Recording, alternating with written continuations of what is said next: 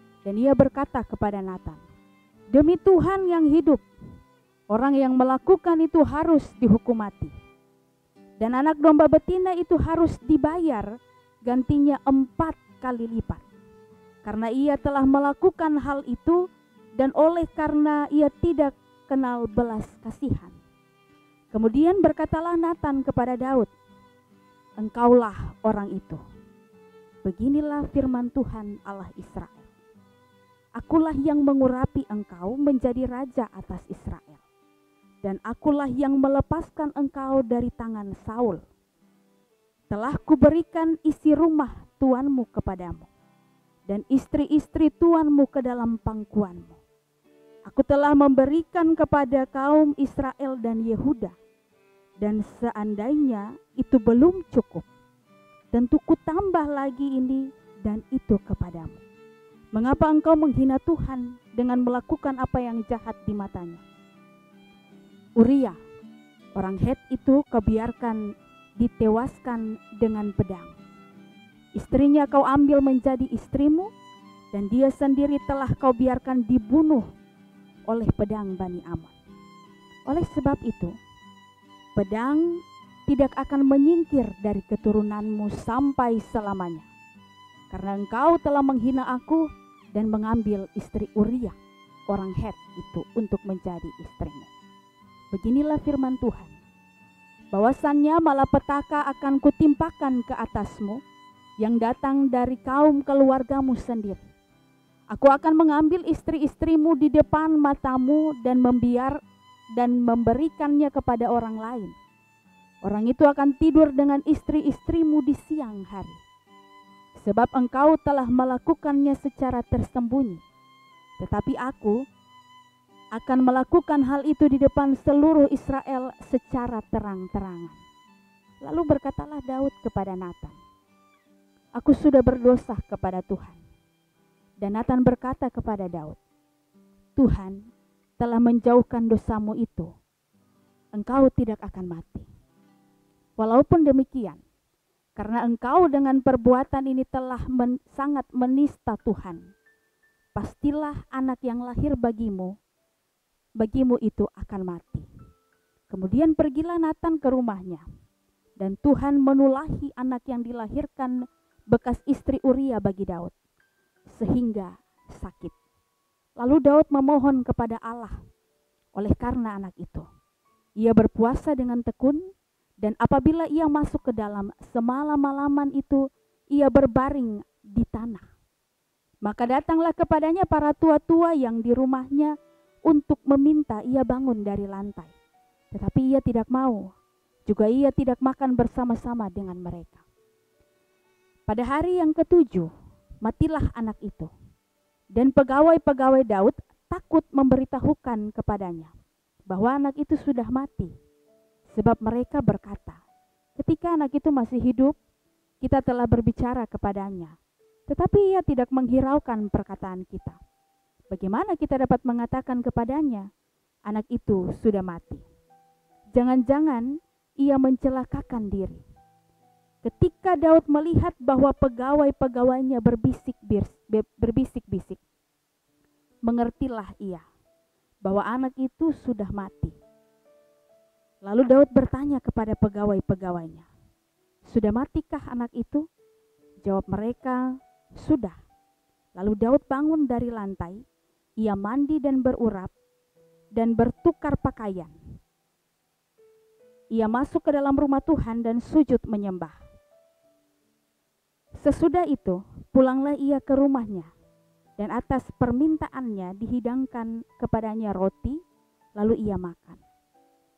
Berkatalah pegawai-pegawainya kepadanya, "Apakah artinya hal yang kau perbuat ini? Oleh karena anak yang masih hidup itu, engkau berpuasa dan menangis, tetapi sesudah anak itu mati, engkau bangun dan makan." Jawabnya, "Selagi anak itu hidup, aku berpuasa dan menangis, karena pikirku, siapa tahu Tuhan mengasihani aku, sehingga anak itu tetap hidup. Tetapi sekarang ia sudah mati. Mengapa aku harus berpuasa? Dapatkah aku mengembalikannya lagi? Aku yang akan pergi kepadanya, tetapi ia tidak akan kembali kepadaku. Kemudian Daud menghibur hati Batsheba istrinya. Ia menghampiri perempuan itu dan tidur dengan dia. Dan perempuan itu melahirkan seorang anak laki-laki. Lalu Daud memberi nama Salomo kepada anak itu. Tuhan mengasihi anak ini. Dan dengan perantaraan Nabi Natan, ia menyuruh menamakan anak itu Yedijah, oleh karena Tuhan. Sampai di sini pembacaan Alkitab kita. Berbahagia setiap anak-anak Tuhan yang membaca firman Tuhan, tapi juga melakukan dalam kehidupan tiap-tiap hari. Adik-adik yang Kristus Yesus kasihi, pembacaan Alkitab kita 2 Samuel pasal 12 ayat 1 sampai ayat yang ke-25 tentang Natan memperingatkan Daud sehingga Daud menyesal, masih merupakan kelanjutan dari cerita di pasal yang ke-11, di mana Daud merencanakan kejahatan terhadap Uria karena keinginan Daud terhadap istri Uria. Sehingga Daud merencanakan kejahatan kepada Uria dan mengambil istrinya menjadi milik Daud. Daud, kita tahu bersama bahwa Daud adalah seorang raja. Raja itu dia punya kekuasaan, dia punya otoritas, dia punya hak untuk melakukan apa saja yang dia inginkan. Itu raja, karena dia punya jabatan yang tinggi. Dalam pembacaan Alkitab kita, tidak hanya Daud yang diceritakan, tapi ada Natan dan juga Tuhan. Yang kita pelajari dari 3 tokoh ini dalam cerita Alkitab kita di minggu pagi ini. Ketika Daud melakukan kesalahan, ada seorang sahabat yang menolongnya, yakni Nabi Natan. Natan bukan hanya saja seorang sahabat bagi Daud, tapi Natan menjadi penyambung lidah Allah untuk menegur Daud akan kesalahannya. Bagaimana Natan menegur Daud? Tuhan mengutus Natan kepada Daud. Ia datang kepada Daud dan berkata kepadanya perumpamaan tentang si kaya dan si miskin. Merupakan gambaran yang menggambarkan kisah Daud melakukan dosanya terhadap Uria. Tapi karena mengingini istri Uria, Batsheba. Natan menegur Daud bukan dengan bahasa yang kasar, bukan dengan menghukum Daud, bukan dengan menghakimi Daud, tapi dia datang dengan memberikan gambaran kisah Daud yang sebenarnya.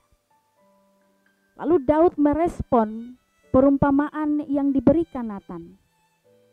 Daud sangat marah kepada orang kaya dalam cerita itu. Ketika Daud marah, Daud memberikan hukuman terhadap si kaya dalam cerita itu. Kambing domba yang diambil harus diganti.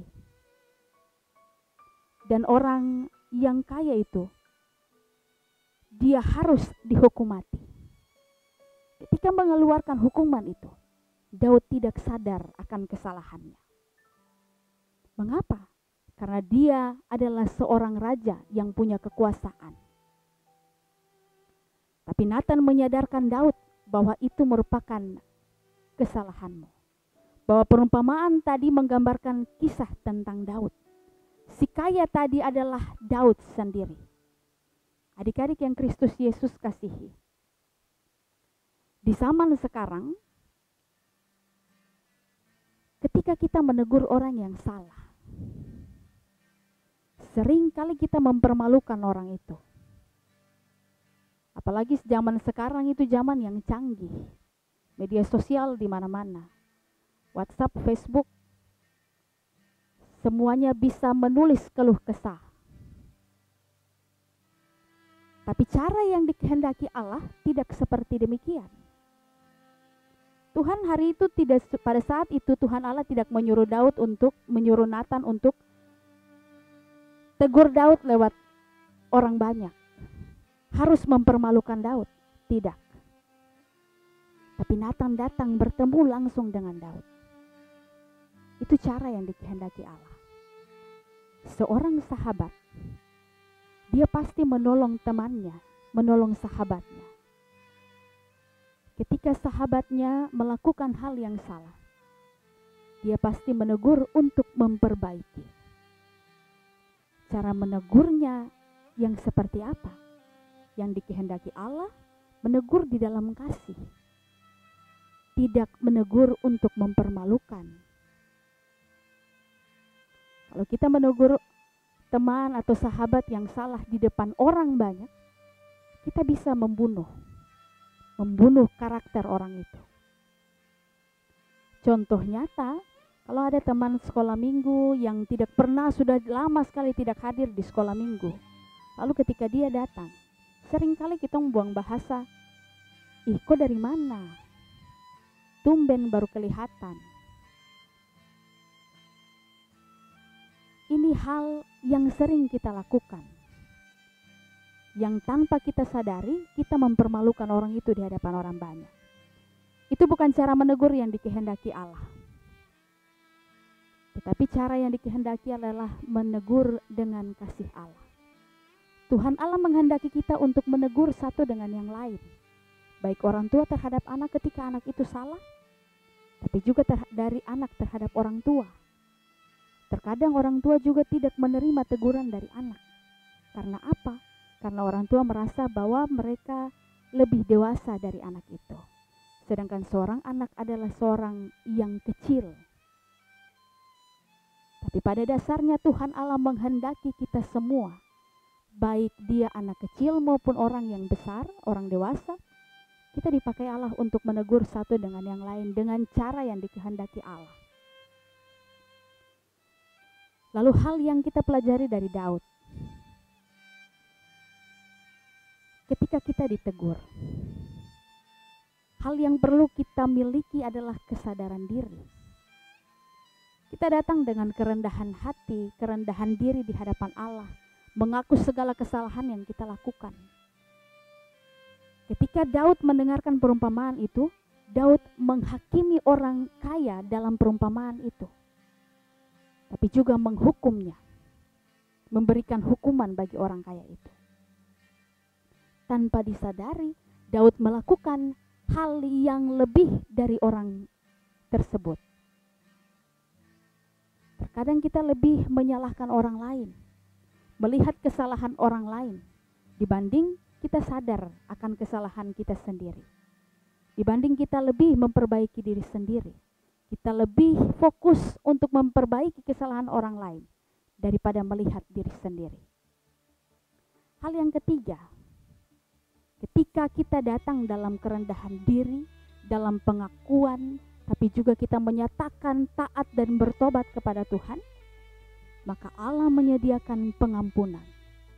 Dalam pengampunan juga ada didikan Allah.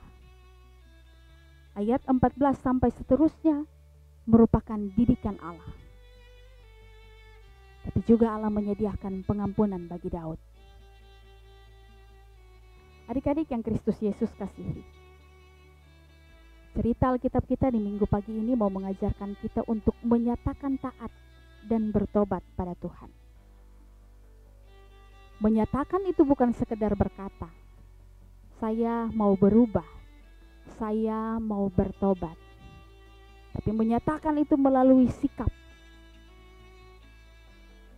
menyatakan melalui tindakan, bahwa saya mau taat dan bertobat kepada Tuhan. Mengapa? Karena ketika kita datang dalam kerendahan diri, dalam kerendahan hati dan penyesalan kepada Tuhan akan segala dosa dan pelanggaran kita, Tuhan menyediakan pengampunan dalam didikan bagi kita setiap anak-anak Tuhan. Kiranya firman Tuhan di pagi hari ini memberkati kita dan Roh Kudus menolong kita sebagai anak-anak melakukan firman ini dalam kehidupan kita tiap-tiap hari. Amin. Adik-adik yang Kristus Yesus kasihi, kita sudah mendengarkan firman Tuhan.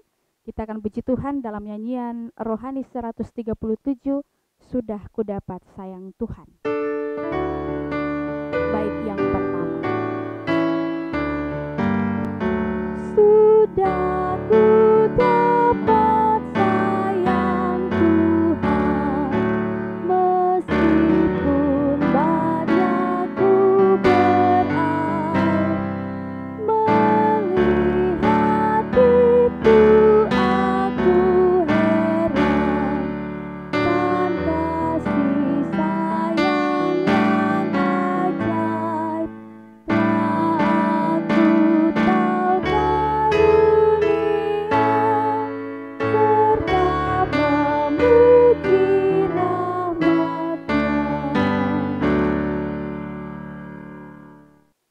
Mari kita bersatu dalam doa, kita berdoa.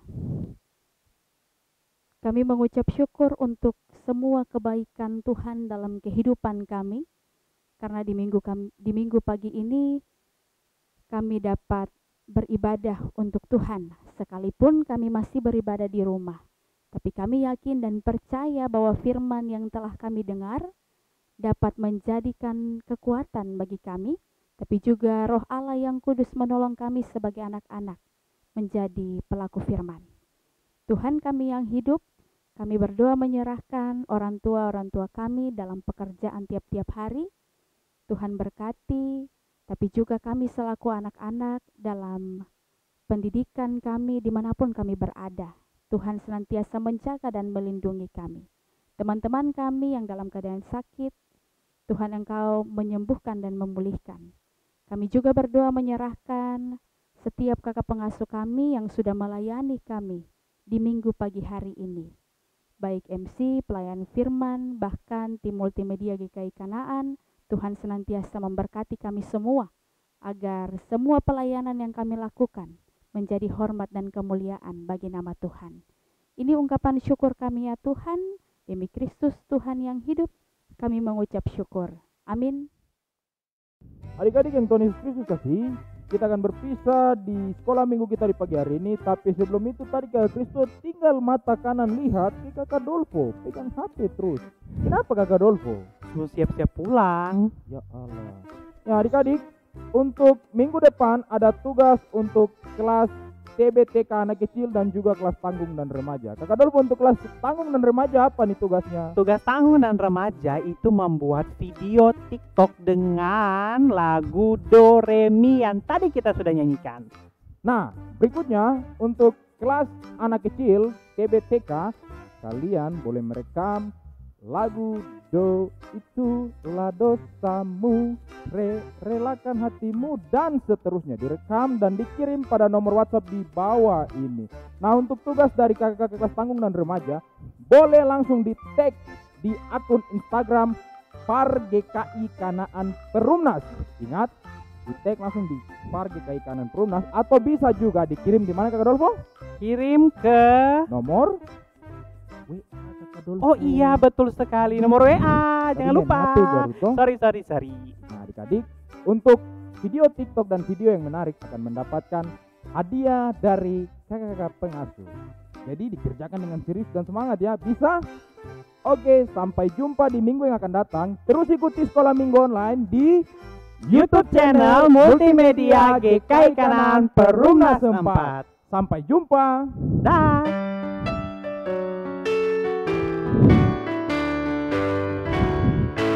Carilah dahulu kerajaan Allah dan kebenarannya, semuanya akan bertambah padamu. Haleluya, haleluya. Dah, adik-adik.